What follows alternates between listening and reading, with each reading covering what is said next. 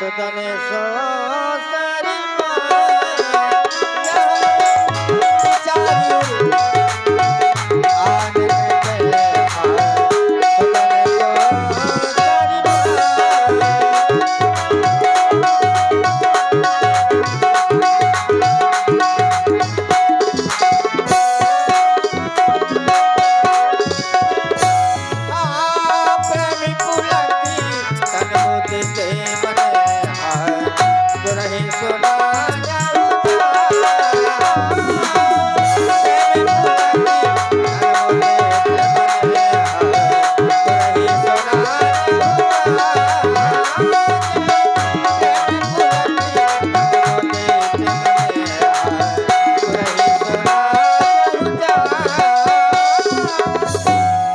गुरुदेव भगवान के चरणों में आपके सेवक दशरथ का प्रणाम स्वीकार हो। श्री गुरुदेव भगवान, एक समय वो था कि जब मेरे जीवन में चिंता थी, तब मैं आपके समीप आया था।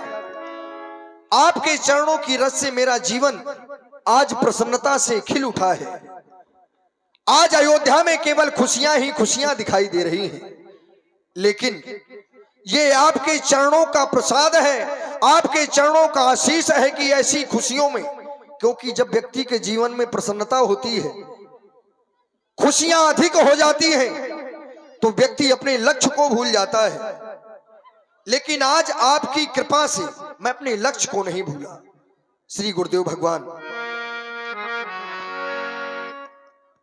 हो मेरे नाथ,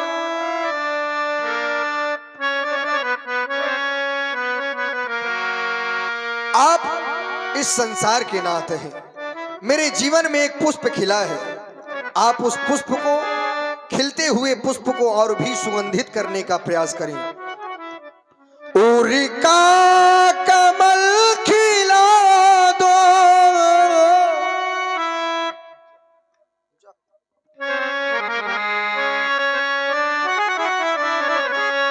उरिका कमल खिला दो, उरिका कमल खिला दो, संसार के स्वामी। करता प्रणाम प्रभु को, गुरुदेव को नमामि। उरिका कमल खिला दो, उरिका उरिका उरिका कमल खिला दो, संसार के स्वामी। करता प्रणाम प्रभु को, गुरुदेव को नमामि।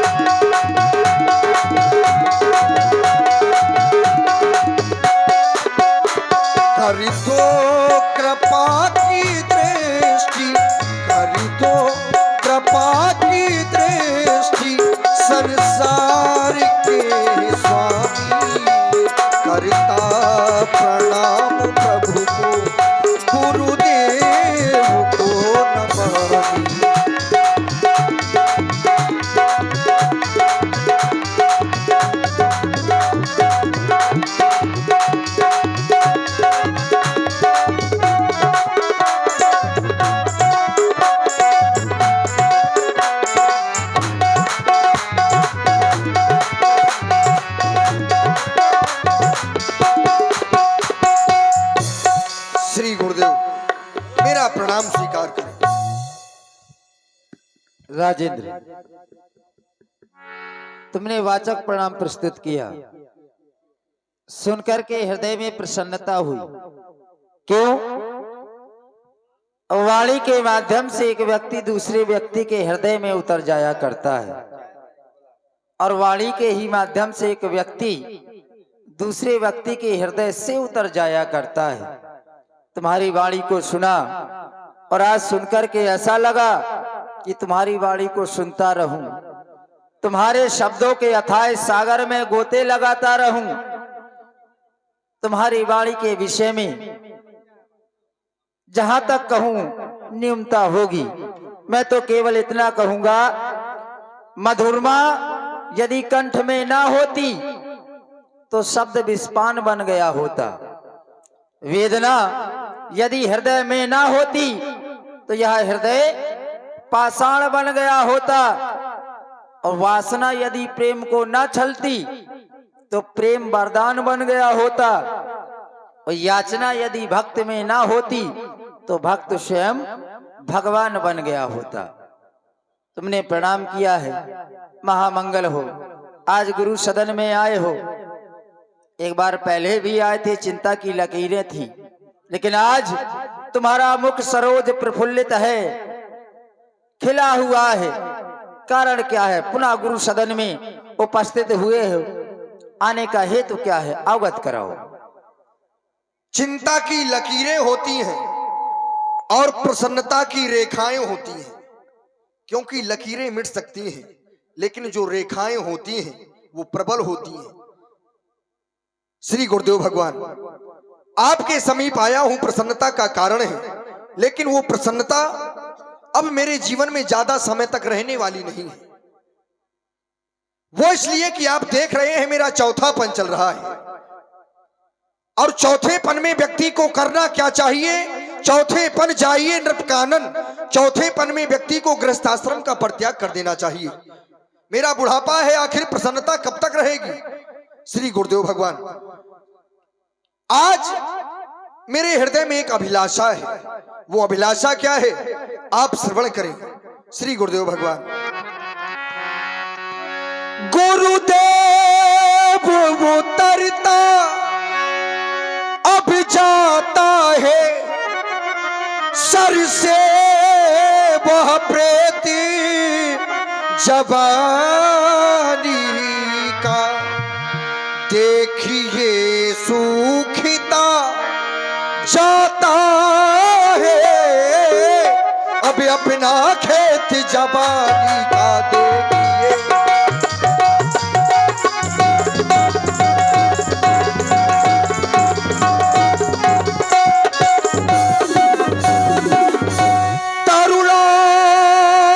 तरुणावस्था अब रानी है और ब्राह्दी अवस्था बादी है, और ब्राह्दी अवस्था बादी है। मेरे सोने ही मेरे सोने ही सोने में हो रही चांदी, ये चांदी है मेरे सोने ही।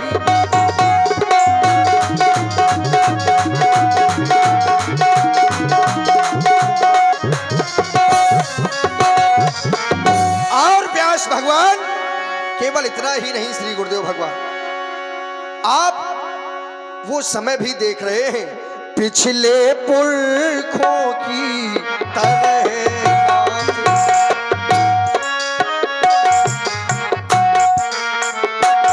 पिछले पुरखों की तरह नाथ,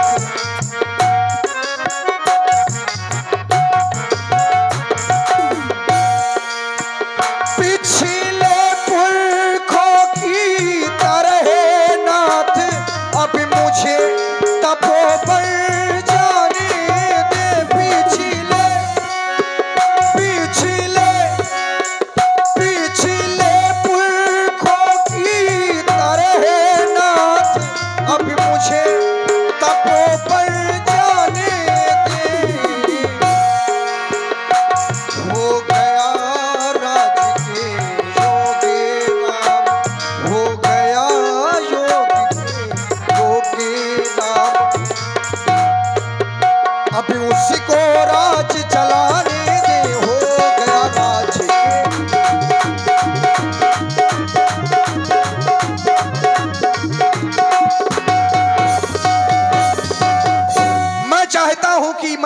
प्यारी अयोध्या को एक नया युवराज दूसरी गुरुदेव भगवान। वैसे तो मेरे सारे कार्य पूर्ण हो गए हैं, मेरे हो गए,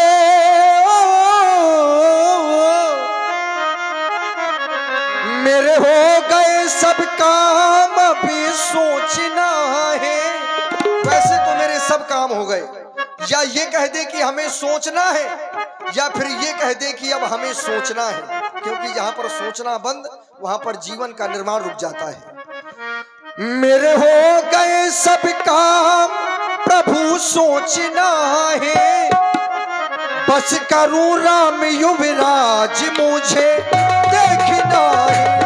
प्रभु करे राम युवराज मुझे देखना है।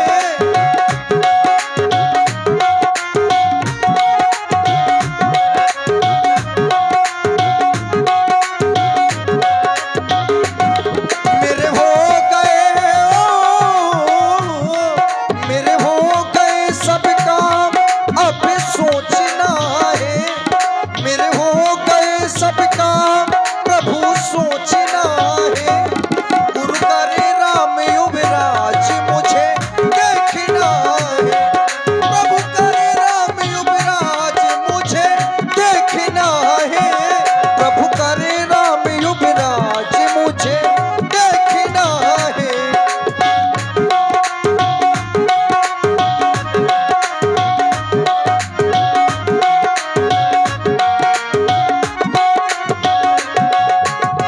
फूल से खिलेंगे गुरुवर मेरी राजधानी में। फूल से खिलेंगे रघुबर मेरी राजधानी में। क्योंकि जिस समय मेरा राम इस अयोध्या का युवराज बनेगा, तो जब विवाह होने में इतनी प्रसन्नता है, जब मेरा राम इस अयोध्या का राजा बनेगा, तब कितनी प्रसन्नता होगी श्री गुरुदेव भगवान।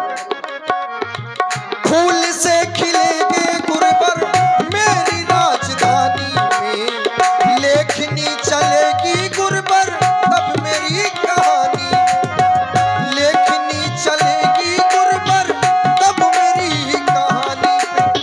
क्योंकि जब राम अयोध्या का युवराज बन जाएगा, तो मेरे सिर पर जो भार है, ये पूर्वजों का ताज अब मुझे भार लगने लगा है।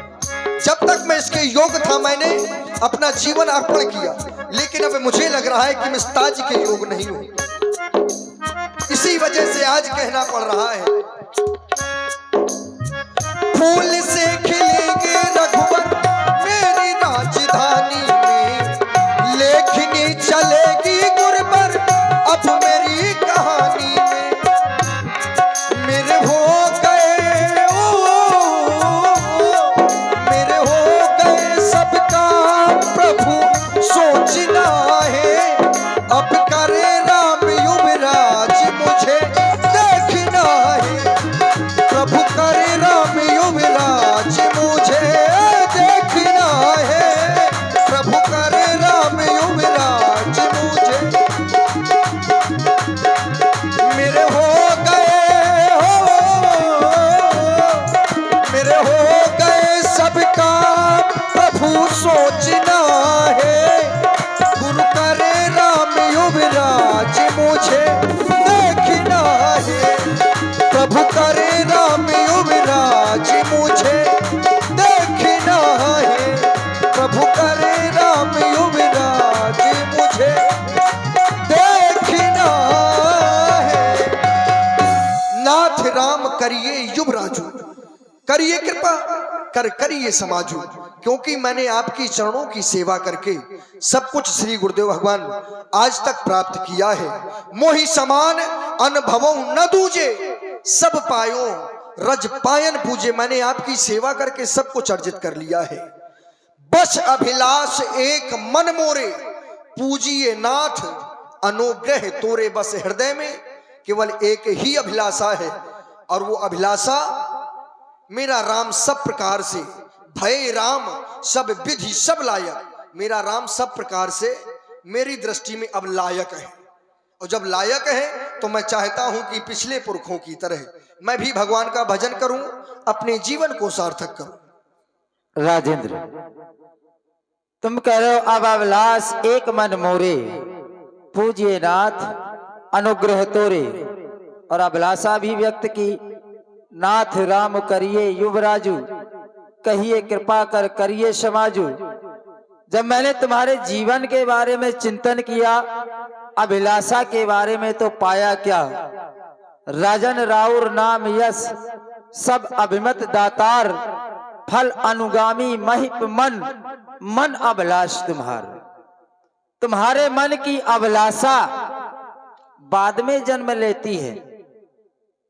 अभिलाषा बाद में जन्म लेती है और अभिलाषा का फल पहले प्रकट, अर्थात तुम्हारे मन की अभिलाषा फल का अनुगमन करती है। फिर भी राम को राजा बनाना चाहते हो और उसमें हमारी सहमति चाहते हो, तो हम तो यही कहेंगे कि बुरे काम को जितना टालो उतना अच्छा। सिद्धांत है कि बुरे काम को जितना टालो उतना अच्छा और शुभ कार्य को जितने जल्दी कर दो उतना ही अच्छा। राम को राजा बनाना चाहते हो, हमारा आदेश है वेग विलंब न करिए नृप, साजिए सकल समाज, सुदिन सुमंगल तबही जब राम होए युवराज। वही दिन मंगल है, वही दिन शुभ है जिस दिन तुम राम को राजा बना दोगे। श्री गुरुदेव भगवान, आपने कहा तुम फल अनुगामी हो।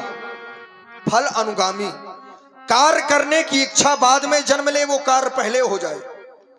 तो क्या इस इच्छा से पहले राम युवराज हो चुके, क्या कहेंगे? ना, राजा हो चुके मैंने, क्योंकि हो सकता है अयोध्या में बहुत दिन से बधावे बज रहे हैं और किसी को ये बधावे ना अच्छे लग रहे हो। मेरे कहने का तात्पर्य ये है, जो तुम्हारे मन में इच्छा जन्म लेती है फल की ओर अग्रसर हो जाती है, फल का अनुगमन करती है, फल की ओर जाने लगती है। ऐसा नहीं है कि फल तुम्हें पहले मिल जाए इच्छा बाद में, यानी इच्छा जो तुम्हारे मन में आएगी बाद में वो फल का अनुगमन करेगी, फल की ओर अग्रसर होगी। और तुमने एक बात और कही पिछले पुरखों की तरहनाथ। हाँ, केवल इच्छा ही अग्रसर नहीं होगी श्री गुरुदेव भगवान। यदि इच्छा हो और कर्म ना किया जाए तो क्या आपको फल प्राप्त हो जाएगा? तो कर्म, हमारे हृदय में इच्छा है कि हमें स्वर्ग का सिंहासन मिले, तो स्वर्ग के सिंहासन में बैठने के लिए हमें कुछ कर्तव्य करने ये तो सिद्धांत है, उस योग बनना